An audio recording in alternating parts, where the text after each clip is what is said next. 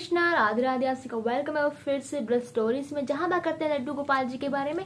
बहुत सारे टॉपिक्स होते हैं उनके मैं बात करते हैं। मैं बात करने वाली हूँ, क्या कुछ लोगों को पता है कि नवरात्रे चल रहे हैं और नवरात्र में बहुत धूमधाम से पूजा करते हैं माता जी के 9 रूपों की, और रोज पूजा कर रहे हैं और अपनी जो व्रतों को हम जो सफल बनाते हैं। आई होप आप सभी जो भक्तों ने व्रत भी रखे होंगे।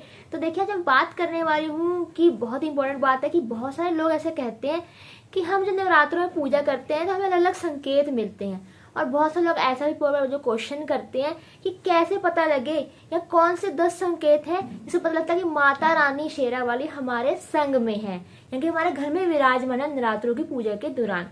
तो मैं वही से आपसे जो है बात करने 10 संकेत बताने वाली हूँ जिससे पता लगेगा कि आपके साथ जो माता जी विराजमान है और जो है हमारी पूजा जो है सफल है और माता जी जो हमारे से प्रसन्न है। सबसे पहले संकेत क्या है? सबसे पहला संकेत ये है कि जब हम नवरात्रों में पूजा कर रहे होते हैं, पूजा करते करते, पाठ करते करते हमारी आंखों में एकदम से जो है आंसू आने लगते हैं।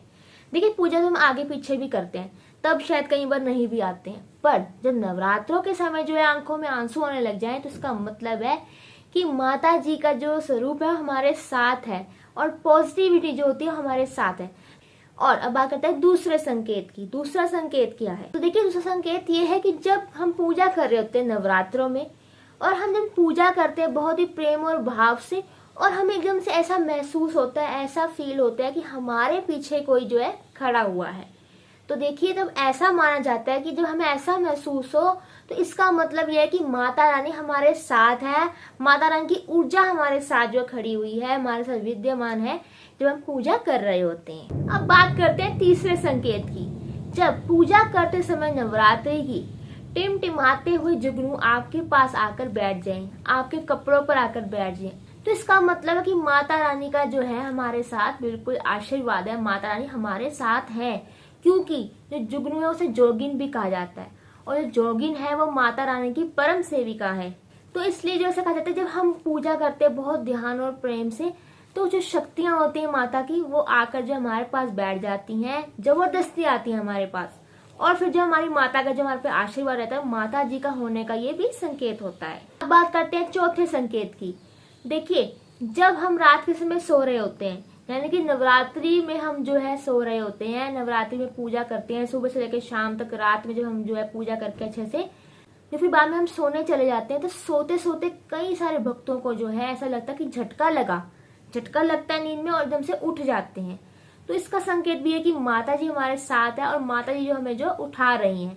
इस संकेत को इस तरह भी माना जाता है। अब बात करते हैं पांचवें संकेत की। पांचवा संकेत क्या है?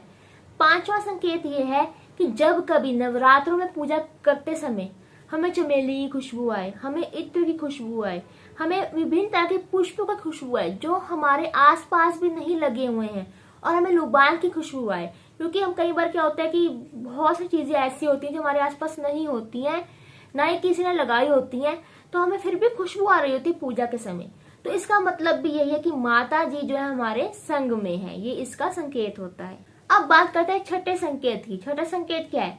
कि जब कभी हमें नवरात्रों की पूजा करते समय कभी ऐसे छोटी कन्या के दर्शन हो जाए, छोटी कन्या जिसने लाल कपड़े पहने हो, या फिर लाल वस्त्र का हमें कोई चीज नजर या लाल झंडा नजर आ जाए, तो इसका मतलब भी यही है कि माता जी हमारे साथ है। ये बहुत बड़ा संकेत माना जाता है। अब बात करते हैं सातवें संकेत की कि घर में माता जी विराजमान है कि नहीं, कैसे पता चलता है, क्या संकेत होते हैं इसके? जब पूजा करते समय नवरात्रों की जो है मधुमक्खी का आगमन होता है हमारे घर में, तो ऐसा कहा जाता है कि माता जी का जो है हमारे घर में विराजमान है, माता जी का आगमन है, क्योंकि मधुमक्खी को जो है माता जी का ही स्वरूप माना जाता है। तो ये भी एक बहुत बड़ा संकेत माना जाता है माता जी का घर में होने का।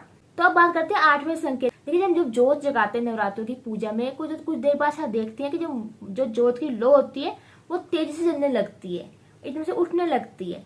तो इसका मतलब यह कि माता जी का जो हमारे घर में आगमन है। अब बात करते हैं नौवें संकेत की।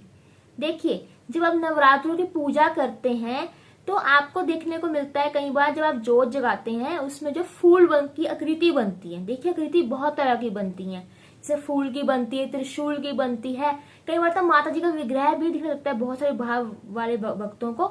तो इसका मतलब है कि माता जी का हमारे घर में आगमन है, क्योंकि हमारी जोत में जो है फूल बन रहे हैं, आकृतियां बन रही है, तो माता जी हमारी जो पूजा से प्रसन्न है। अब बात करते हैं 10वें संकेत की। 10वां संकेत क्या है? जब हम पूजा कर रहे होते हैं नवरात्रों की या नवरात्रों के दौरान हमें जो बार बार गाय माता के जो है दर्शन होते हैं, गौ माता के, तो देखिए बार बार हमारे घर पर भी गौ माता आ जाती हैं, तो इसका मतलब है कि माता जी हमारे पूजा से प्रसन्न है और हमारे घर में उनका आगमन है। तो ये कुछ 10 संकेत जिनको मैंने आपको बताया, आज होगा पता लग गया होगा कि माता जी का हमारे घर में आगमन कौन से संकेतों से पता लगता है कि है कि नहीं। तो अगर वीडियो अच्छा लगा तो लाइक करें, शेयर करें, चैनल खोल कर सब्सक्राइब करना ना भूलें। हरे कृष्णा, राधे राधे।